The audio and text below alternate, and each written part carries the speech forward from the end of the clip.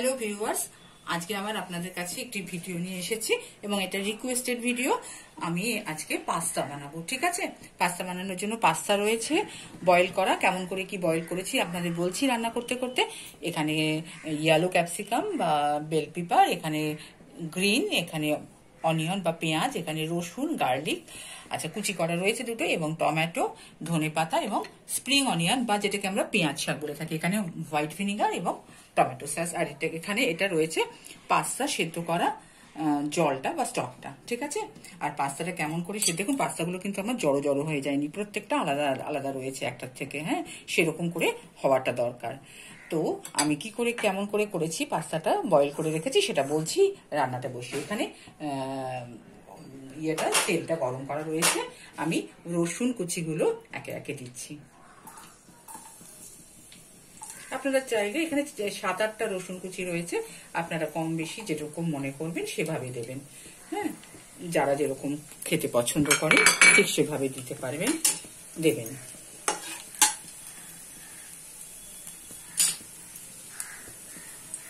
এবং একটু পেঁয়াজ কুচি এর মধ্যে। এটা আমি রসুন পেঁয়াজ দিয়ে, ওইটা আমি এগ বা চিকেন দিচ্ছি না, কিন্তু আপনারা চাইলে এগ বা চিকেন দিয়েও করতে পারেন।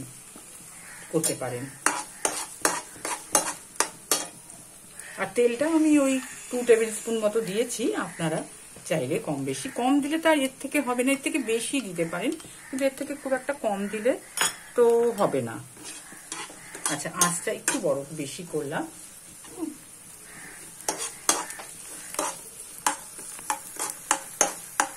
খুব বেশি ব্রাউনিশ এটা হবে না। আমি লঙ্কাটা গোটা দিলাম, আপনারা ভেঙে দিতে পারেন।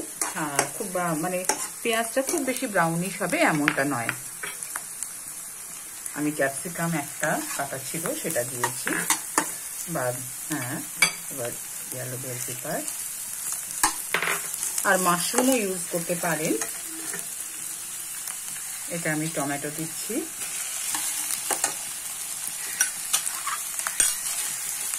আচ্ছা, আর এখানে আপনারা দেখেছেন পাস্তা মশলাটা আমি দেব। ঠিক আছে, আর এটা কেমন করে বয়েল করেছি, পাস্তাটা প্রথমে একটু হোয়াইট অয়েল, একটু নুন বা সল্ট আর একটু জল দিয়ে 10 মিনিট মানে 10 মিনিট আমি বয়েল করেছি। তারপর ওটাকে ঠান্ডা জলে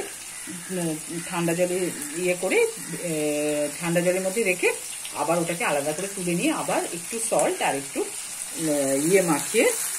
তেল মাখিয়ে অয়েল মাখিয়ে, হোয়াইট অয়েল মাখিয়ে, আপনারা অলিভ অয়েল ব্যবহার করতে পারেন, মাখিয়ে আমি রেখেছি। ঠিক আছে, দেখুন এগুলো যদি খুব জল জলের মতো হয়ে যায় কিন্তু খুব একটা ভালো লাগবে না, ভালো দেখাবে না। কিন্তু এখানে কিন্তু প্রত্যেকটা ছাড়া ছাড়া রয়েছে।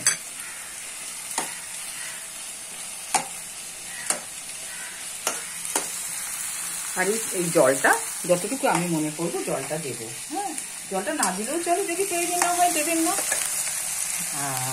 আর প্রয়োজন মনে করলে দিতে পারা যাবে। আর নুন তো দেওয়া আছে সিদ্ধের সময়, কিন্তু তাও এর মধ্যে খুব অল্প সামান্য নুনই দেওয়া হবে। বেশি নুন এখানে দেবো না, মানে 1 টিস্পুন মতো নুন আমি দিয়েছি।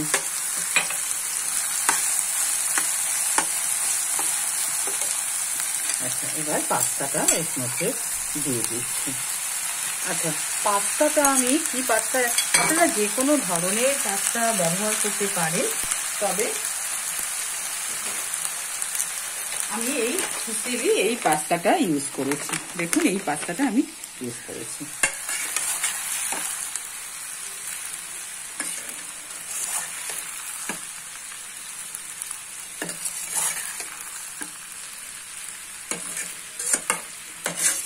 খুব তাড়াতাড়ি পাস্তাটা বয়েল করা থাকলে খুব তাড়াতাড়ি রান্নাটা হয়ে যায়। আর এর মধ্যে একটু সামান্য স্টক দিচ্ছি। হ্যাঁ, মন চাইলে স্টকটা একটু ঘন মতো হয়ে গেছে দেখুন। আপনারা যদি একটু গ্রেভি মতন খেতে চান দেবেন, আর নাইলে নাও দিতে পারেন। তো আচ্ছা, এর মধ্যে একটু অল্প ধনেপাতা আমি অ্যাড করে দিচ্ছি। নুন আমার দেওয়া হয়ে গেছে, আর একটু আমি টমেটো সস দিচ্ছি।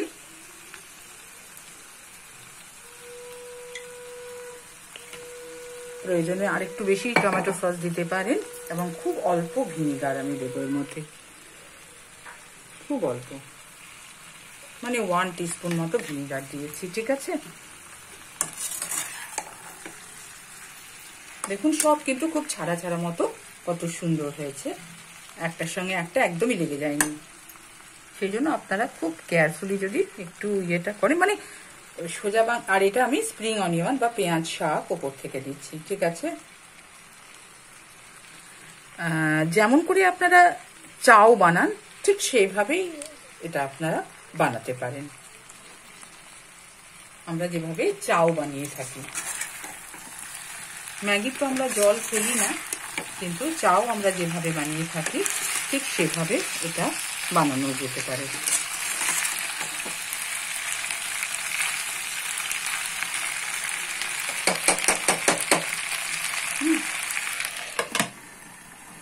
একটু ঢেকে দিয়েছি। তো যেভাবে আপনারা চাও বানান সেভাবে এটা বানানো যেতে পারে।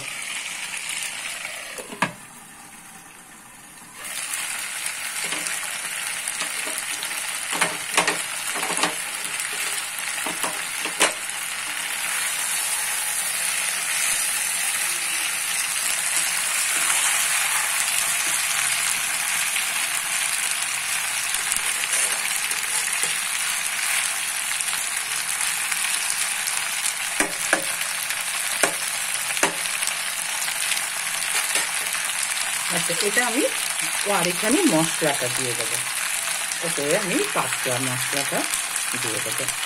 আমি খুব অল্প দিচ্ছি, আপনারা প্রয়োজনে দিতে পারেন, 1 টেবিল স্পুন আপনারা দিতে পারেন।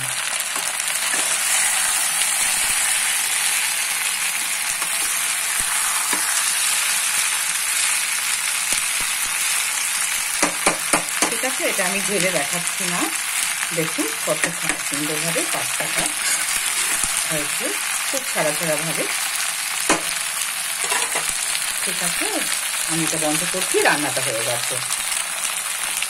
আর আসুন, সামনে কালী পুজো, তাই আমি একটি ইয়ে বানিয়ে আপনাদের দেখাচ্ছি। এটা কিছুই না, অনেক রকম ভাবে এখন আপনারা দিয়া বানাতে পারেন, আত্মীয় স্বজন বন্ধু বান্ধবকে গিফট করতে পারেন, হাতে তৈরি করা। এর মধ্যে আমি জল মানে ওয়াটার, প্লেন ওয়াটার এবং একটু হোয়াইট অয়েল দিয়েছি, এবং তুলো দিয়ে এরকম করে একটি প্রদীপ বানিয়েছি, এবং যেগুলো প্লাস্টিকের গ্লাস বা কিছু হয় সেগুলো কেটে তার ভিতরে আমি এই সলতেটা ভর পড়েছি। দেখুন কত সুন্দর প্রদীপ বানানো গেছে, এবং এর মধ্যে আপনারা কালার দিতে পারেন, হ্যাঁ কালার দিয়ে বা কোনো এসেন্স দিয়ে করতে পারেন, কিন্তু আমি প্লেন ওয়াটারের সাথে দেখুন। এবং আপনারা গোলাপের পাপড়ি বা গোলাপ ফুল দিয়ে করতে পারেন, কন্টেনারটা বড় করতে পারেন, কিন্তু আমি সেগুলো এনে উঠতে পারিনি। আমি আমার গাছের ফুল নয়নতারা, সেই ফুল দিয়ে আমি ভেতরে দিয়ে এরকম ভাবে আমি বানিয়েছি। দেখুন এটা কত সুন্দরভাবে জ্বলছে। তো আপনারা পরিজনকে নিজে হাতে বানিয়ে মানে উপহার দিন। আপনারা সবাই ভালো থাকবেন। ওয়াইটি একটা এমন মাধ্যম যেখানে আমরা সবাই একসাথে কাজ করি, কোনো কিছু ক্রিয়েট করি, আপনারাও দেখতে পছন্দ করেন। তো আপনাদেরও ক্রিয়েটিভিটি রয়েছে।